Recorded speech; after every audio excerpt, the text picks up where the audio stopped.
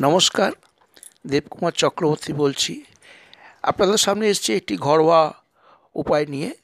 সেই ঘরোয়া উপায়টি হলো, দেখবেন অনেকের খাওয়া দাওয়া করলে একটা পেটে অসুবিধা বোধ হয়। খাওয়ার পরে যেন অল্প একটু খেয়েছেন, খেয়ে যেন পেটটা যেন কত খেয়ে ফেলেছেন, পেটটা ভার হয়ে যায় এবং যেটা খেয়েছেন সেটাই পরবর্তীকালে দেখবেন সেই খাবারের ঢেকুরটা বিকালবেলা উঠছে, সেই খাবারের স্বাদটাই পাচ্ছেন, যে ঢেকুরটা উঠছে তার সঙ্গে গলা জ্বালা জ্বালা করছে এবং পেটের অনেক সময় দেখুন পেটের মধ্যে একটা শব্দ আওয়াজ হয়। আপনি খেয়েছেন কি না খেয়েছেন, পেটের মধ্যে যেন একটা হুড় হাড় ধুড় ধার করে একটা শব্দ হচ্ছে, গড় গড় গড় গড় করে।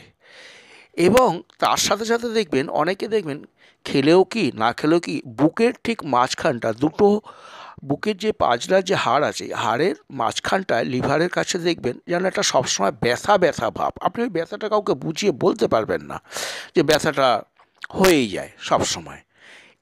এটা থেকে একটা সহজ উপায় আপনাদের বলে দিচ্ছি ঘরোয়াভাবে। সেটা আপনারা ঔষধ দোকান, মেডিসিন দোকান থেকে মেডিসিনটা কিনে নিয়ে আসবেন। সেটা হচ্ছে কার্বোভেজ 200। এই কার্বোভেজ 200টা সকালবেলা খালি পেটে 3 ফোঁটা খাবেন, সন্ধ্যাবেলা খালি পেটে 3 ফোঁটা খাবেন। বাচ্চাদের যদি এরকম হয়, মানে 12 বছরের নিচে, তাদের দেবেন 2 ফোঁটা করে করে। সকালবেলা খালি পেটে 2 ফোঁটা, বিকালবেলা খালি পেটে 2 ফোঁটা।